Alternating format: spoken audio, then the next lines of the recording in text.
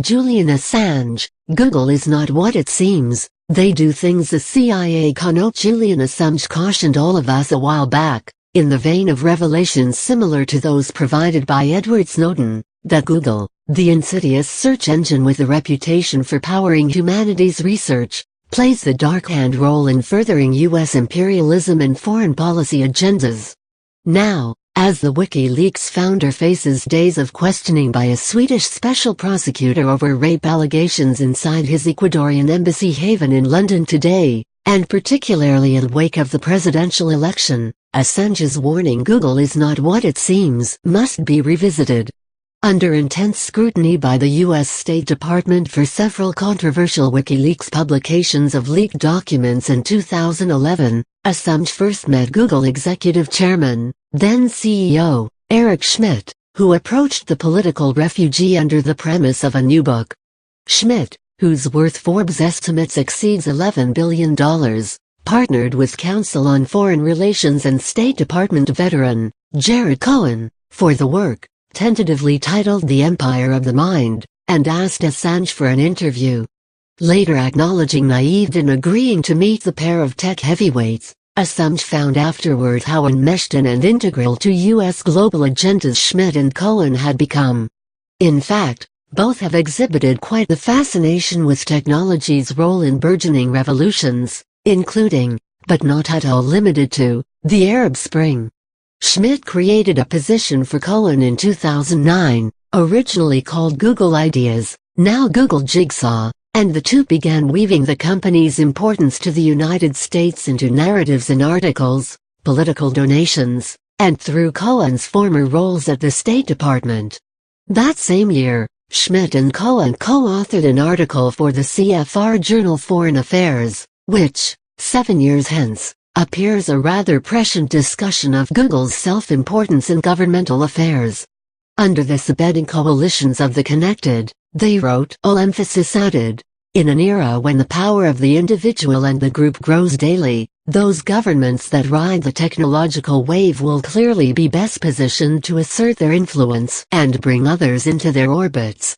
And those that do not will find themselves at odds with their citizens. Democratic states that have built coalitions of their militaries have the capacity to do the same with their connection technologies. They offer a new way to exercise the duty to protect citizens around the world who are abused by their governments or barred from voicing their opinions. Perhaps appearing laudable on its surface, at least to some degree, as Assange pointed out, there is a self-mischaracterization by the American and other Western governments and inaccurately monikered non-governmental organizations that their interests in other nations' affairs are innately good. This cult of government and non-government insiders have a firm belief their goals should be the unassailable, unquestionable motivator for American imperialism. Whatever the U.S. thinks best as a benevolent superpower, so should the rest of the known-evil world.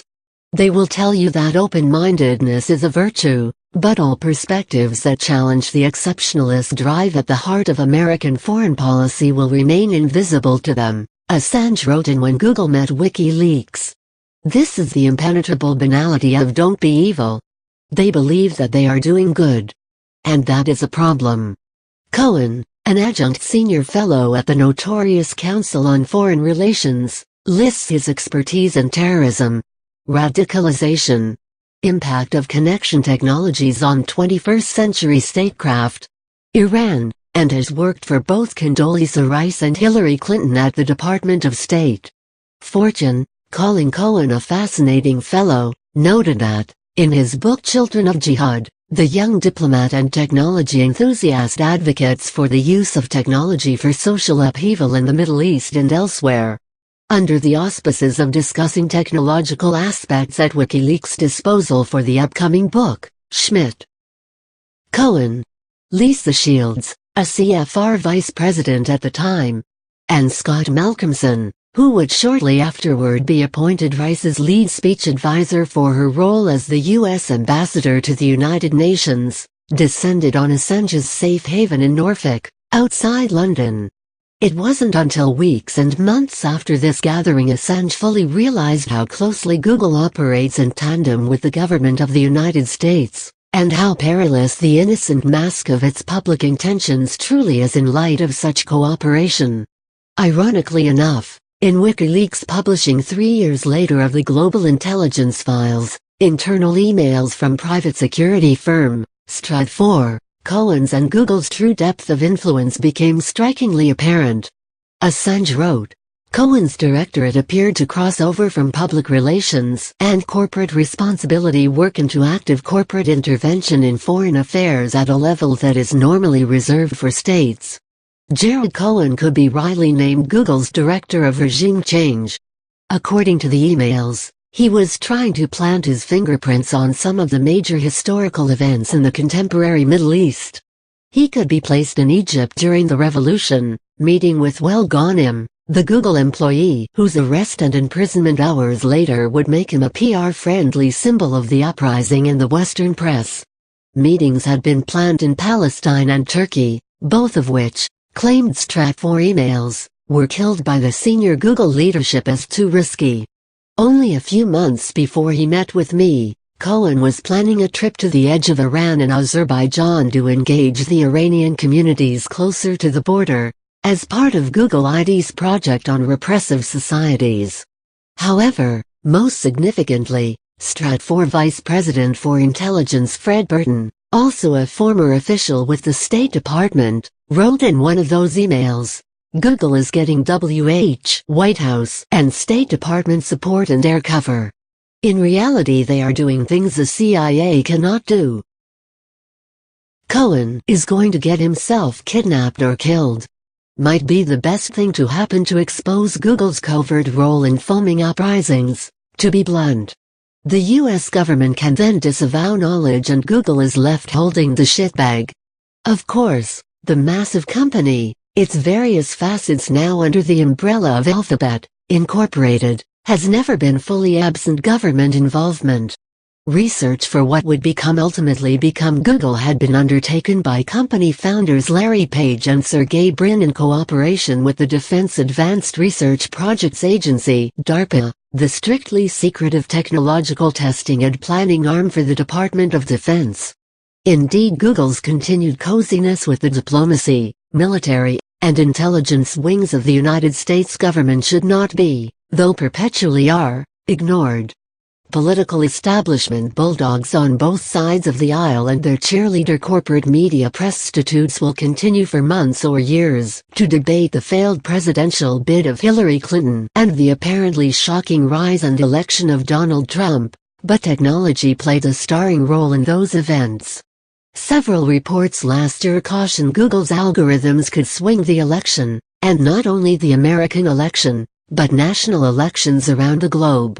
We estimate, based on win margins in national elections around the world, said Robert Epstein, a psychologist with the American Institute for Behavioral Research and Technology and author of one of the studies, that Google could determine the outcome of upwards of 25% of all national elections.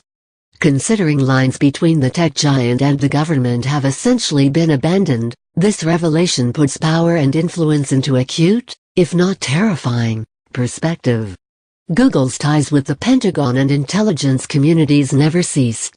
Revealed by a Freedom of Information Act request cited by Assange, Google founder Brin, together with Schmidt, corresponded casually by email with National Security Agency Chief General Keith Alexander in 2012, discussing a program called the Enduring Society Framework.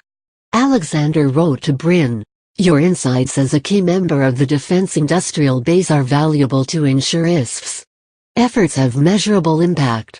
According to the Department of Homeland Security, the defense industrial base is a worldwide industrial complex that enables research and development, as well as design, production, delivery, and maintenance of military weapons systems, subsystems, and components or parts, to meet U.S. military requirements.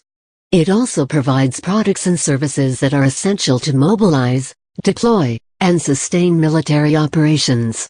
Although Schmidt and Cohen ultimately watered down their book titled The Empire of the Mind into the more palatable and less blatantly imperialistic, The New Digital Age, Reshaping the Future of People, Nations, and Business, Its message amounted to self-congratulatory justification for broader foreign policy goals.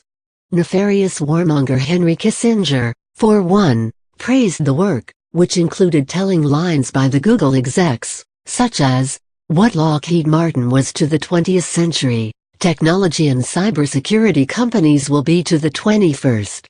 So ubiquitous has Google become, its presence, like similarly US government-connected Facebook, is nearly indispensable in the daily lives of hundreds of millions worldwide."